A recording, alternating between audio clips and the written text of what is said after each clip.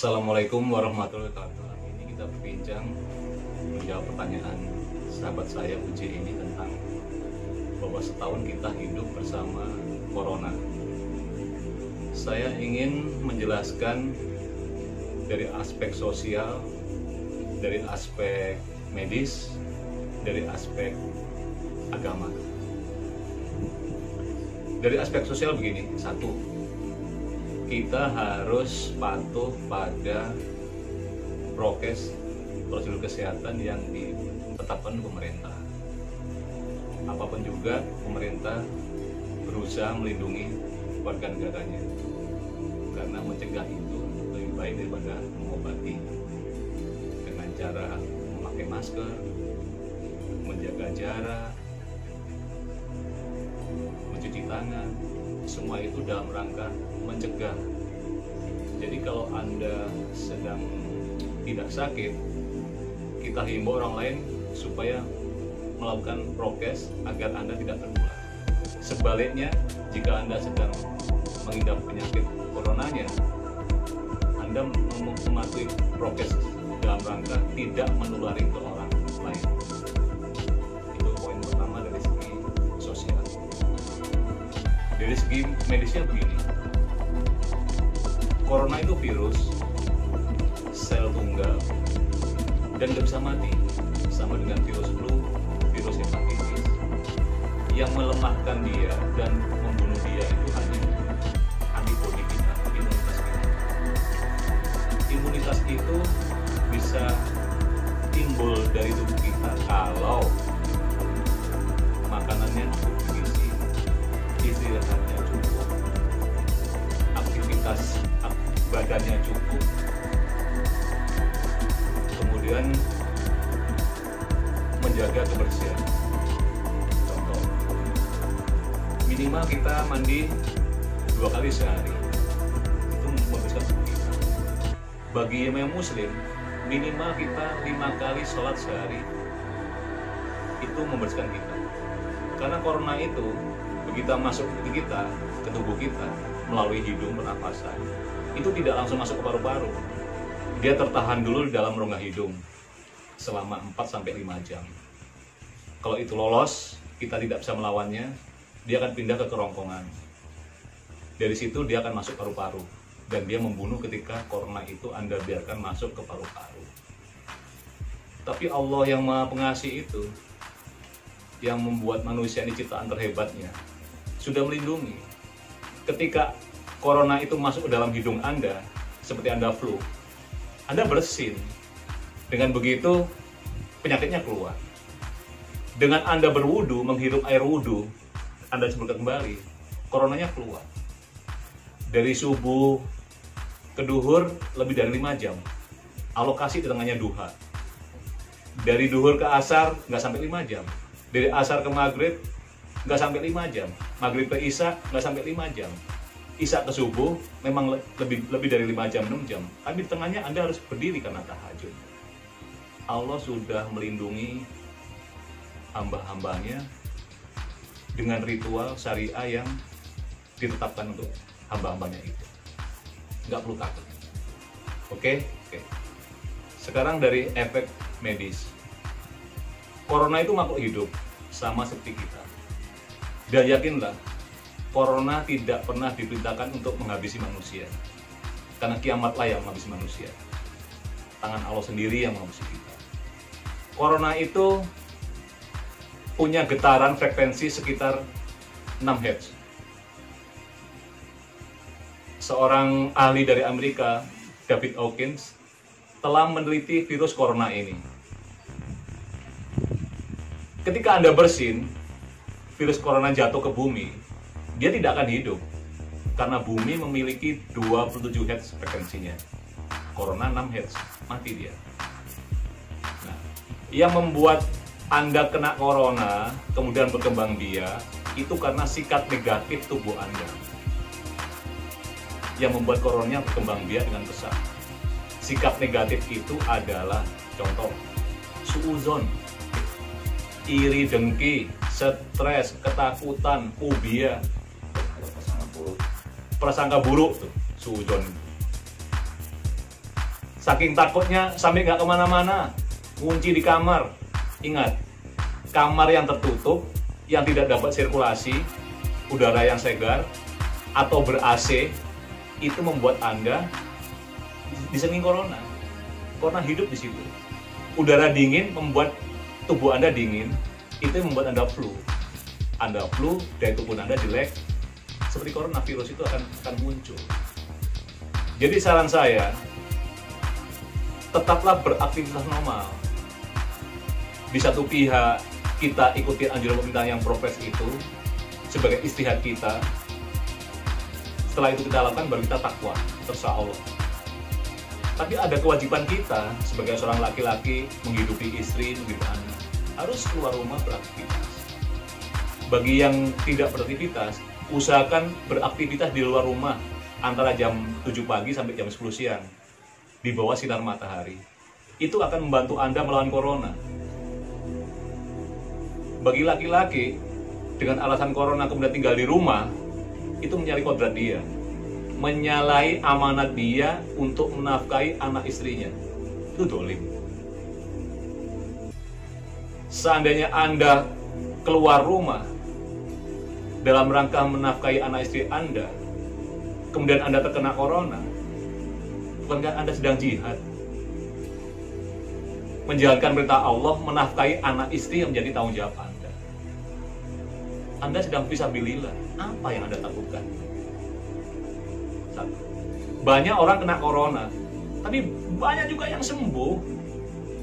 Contoh, Ramadan kemarin, Idul Fitri kemarin, saya pulang ke Surabaya, menengok ibu saya. Saya jalankan aturan-aturannya di ketemu polisi, ini surat-surat saya sehat. Dan saat itu, Idul Fitri tahun kemarin, 2020, Surabaya itu daerah hitam. Bukan merah corona, hitam. Hari ini, hampir setahun kemudian, apakah Anda terdengar orang Surabaya mati semua? Sehat-sehat aja, alhamdulillah. Tidak ada yang perlu takutkan. Kita berhati-hati, mencegah diri, ya, itu harus. Tapi ketakutan yang berlebihan, sehingga membuat Anda tidak bahagia, itu aneh. Kembali lagi ke virus corona. Virus corona itu, kalau dia keluar dari tubuh kita, dia mati. Kena matahari mati, di air mati, nempel di tumbuhan mati, di hewan mati, dia harus ke kita. Dan dia hanya bahaya kalau dia masuk paru-paru. Selama di hidung, kita bisa cegah. Contohnya, ini ada minyak kayu putih. Itu cara. Pakai masker, itu cara. Wudhu, hirup airnya, sunnah ini, hirup air, keluarkan lagi, itu cara. Itu cara kita mencegah dia masuk dan berkembang. Sikap tubuh kita yang positif, itulah yang akan membuat corona lemah, atau kalau kita udah terjangkit, kita segera mudah sembuh. Contoh, sikap dermawan, suka memberi, sedekah, infak, itu mempunyai frekuensi 90 Hz. Corona cuma 6 Hz. Ketika kita memberi ikhlas, jiwa raga kita gembira. Coronanya nggak tahan. Lihat kita gembira itu nggak tahan. Orang dia penyakit. Iya nggak? Itu. Orang yang sabar dan bersyukur dalam kondisi apapun atas pemberian Allah, atas takdir Allah, itu mempunyai frekuensi 150 Hz. Orang yang bersyukur disayang Allah. Corona nggak doyan. Orang dia penyakit. Yang ketiga, kasih sayang, cinta kasih kepada orang tua, kepada istri, kepada anak, kepada tangga, teman dengan ikhlas. Karena Allah itu mempunyai frekuensi 250 Hz. Lebih tinggi lagi. Corona lebih nggak betah lagi lihat orang kayak gini. Nggak betah. Orang dia penyakit. Puncak kondisi positif tubuh manusia tertinggi adalah ketika dia khusyuk dalam beribadah. Agama apapun. Karena saya Islam, saya ingin menasihati Anda yang Islam. Ibadah itu contoh, yang pokok aja. Ketika Anda membaca Quran, itu seolah-olah Allah sedang berbicara ke Anda. Ketika Anda berdoa, itu seolah-olah Anda sedang berbicara ke Allah. Dan ketika Anda sholat, Anda seolah-olah sedang berkomunikasi dengan Allah, beraudiensi langsung dengan Allah. Kalau Anda khusyuk, roh Anda tersambung ke Allah. Sinyal Anda bagus-bagusnya. Bahkan ketika sholat, kita bisa merinding, bisa menangis, bisa apa. Jiwa raga kita gembira. Dan kita dalam bungkus lindungan Allah. Mana bisa corona nembus? Oke? Hidup ini untuk ibadah. Untuk itulah Allah menciptakan jin manusia untuk ibadah. Kewajiban kita sebagai suami menafkahi anak istrinya. Wajib. Jangan sampai para suami atau para laki-laki yang sedang menafkahi anak istrinya itu, yang sedang fisabilillah itu, mendapat perlakuan yang tidak enak di rumah. Dijauhin, nggak boleh pulang, jaga jarak, di kamar pun berdua jaga jarak. Aneh, membuat Anda nggak bahagia, suami Anda nggak bahagia, gara-gara corona itu. Padahal tadi udah saya uraikan cara-cara mengalahkan corona itu dengan bersikap positif, dengan bersikap bahagia, ikhlas karena Allah. Apapun keadaannya bagi seorang muslim itu baik. Kalau Anda sudah menjalankan prokes, berhati-hati, makan sehat, olahraga cukup, kerja cukup, istirahat cukup, ibadah cukup, masih kena, Allah sudah menguji Anda untuk menaikkan kualitas Anda. Apakah kalau Anda diberi sakit, Anda tetap seperti itu kualitas ibadahnya, kualitas bersyukurnya? Kalau iya, Anda naik pangkat, naik kelas belajar dari Allah. Kalau Anda sedang kena, walaupun Anda taat sama Allah, berarti Anda sedang diingatkan Anda kurang berhati-hati mencegah virus corona. Kurang pakai masker, kurang jaga jarak, bersikap suudzon, pelit, maki-maki, marah-marah, stres, fobia, kunci rumah, ketakutan yang aneh-aneh. Anda sedang diingatkan Allah untuk membuang sikap-sikap negatif seperti itu. Bukankah agama kita melarang suudzon? Benar nggak? Oke. Sekarang ke intinya. Intinya begini. Jangan sampai corona ini membuat Anda tidak bahagia. Jangan sampai corona ini membuat Anda terpisah dalam lingkungan keluarga sendiri. Seolah kita orang asing tuh, satu sana, aneh. Jangan sampai corona ini menghalangi Anda beribadah ke masjid. Di masjid ada protokolnya, jaga jarak, segala macem. Sholatnya pendek-pendek aja, tanpa jabat tangan. Oke lah, dalam kondisi epidemi seperti ini. Jangan sampai corona ini mencegah Anda untuk berbuat baik pada fakir miskin, anak yatim, sedekah ke masjid. Jangan sampai corona ini, yang dalam hal ini ada penyakit, menjadi penghalang Anda untuk menjadi lebih soleh dan soleha.